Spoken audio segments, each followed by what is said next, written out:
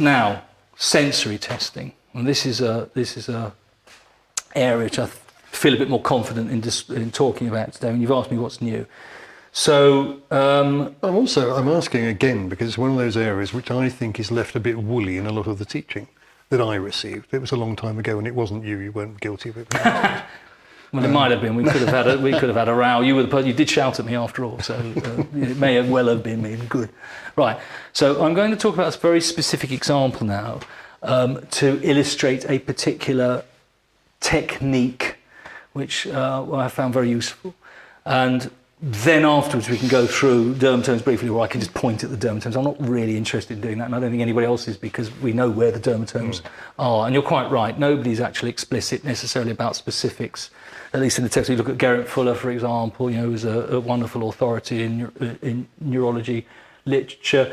Often root values will be offered over a number of different levels, and one will be in bold or the others will be in brackets or something, to say it's probably going to be, when we do this, it's probably going to be L3, but it could be L4, L5, but they might have slightly different wiring. And embryologically, we know there are great variants, aren't there? Yeah.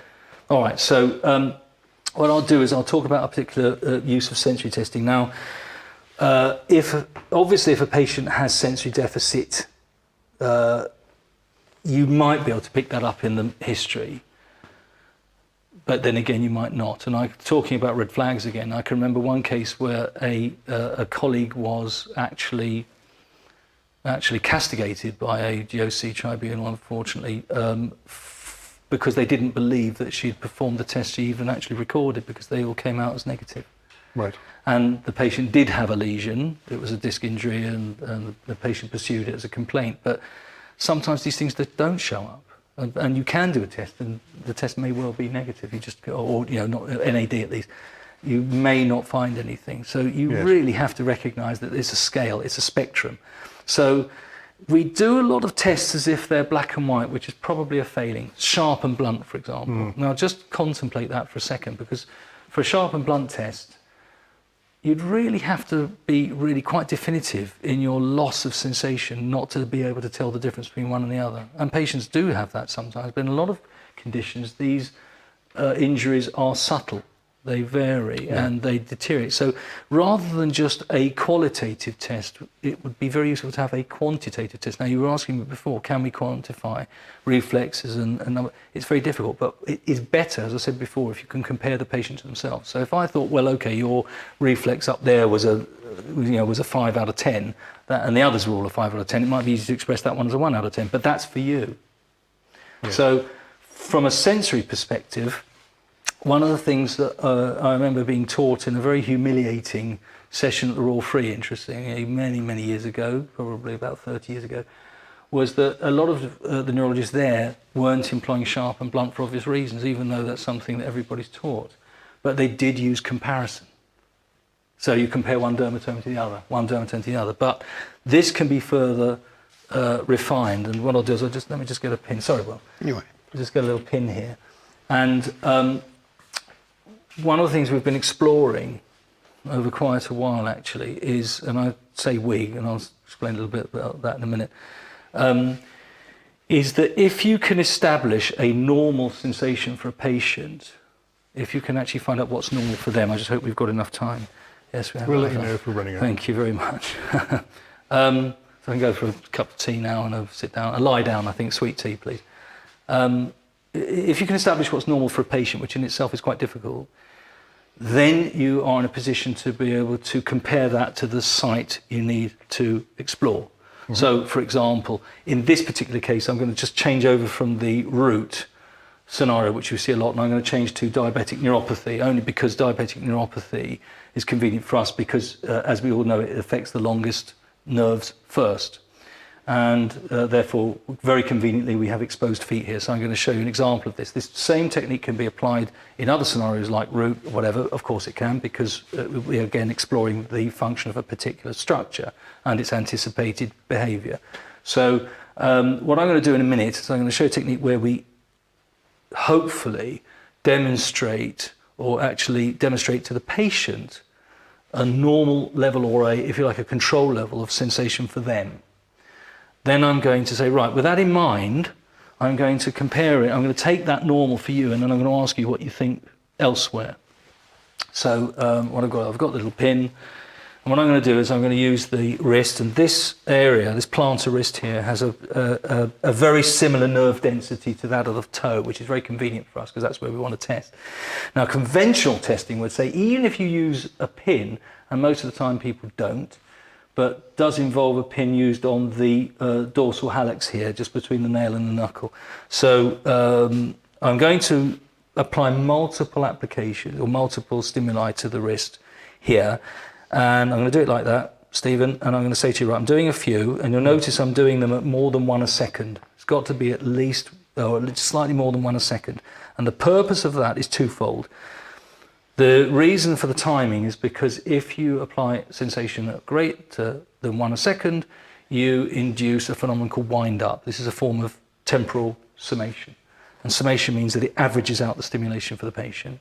So I'm doing that. So for you, Stephen, that is a 5 out of 10. Yeah, let me know when you've started. That's a 5 out of 10. Do you mean the torque or the stimulation? That was just a process called wind-up. Okay.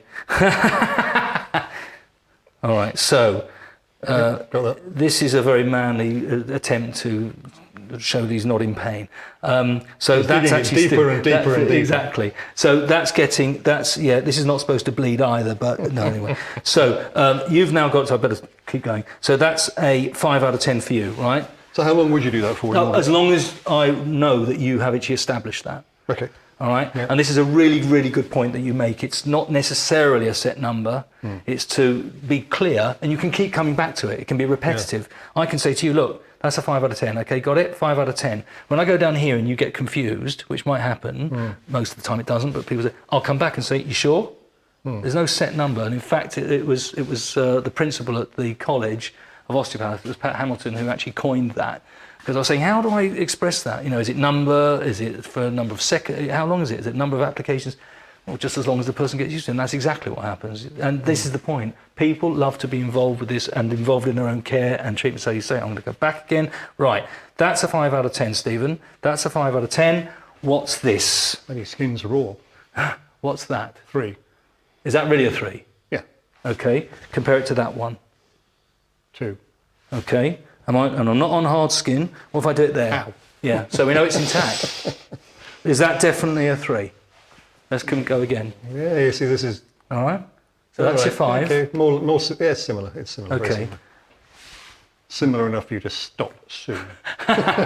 So was that still a 3 or a 4? Was that less than this? It was more or less the same. So, Okay, yeah, fine. I'd All be right. happy So with that. I'm sorry for the flippancy, No, ladies not and at all, folks. not at I was apologising to your audience, not you.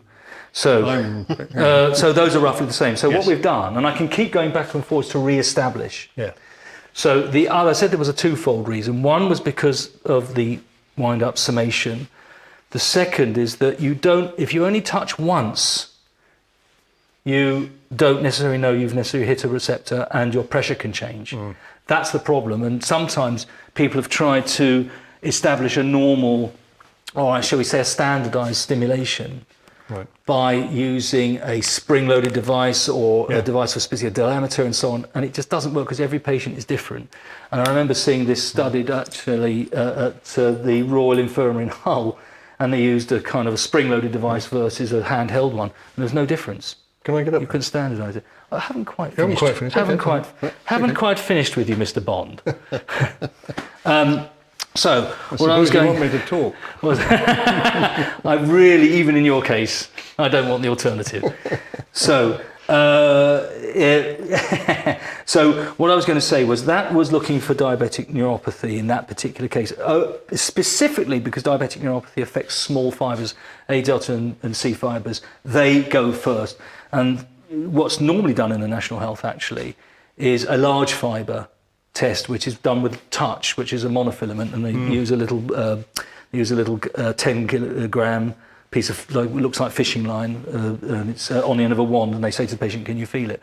And before people cast too much doubt on this idea of this quantitative, this relative quantification technique that I've used, I'm pleased to say that it's actually been trialled in North Cumbria, the NHS Trust there, over the last year, and they were very pleased with its capacity to diagnose neuropathy earlier than conventional Oh, brilliant. Yeah. technology. So that may actually go on, and they're now going on to do a new study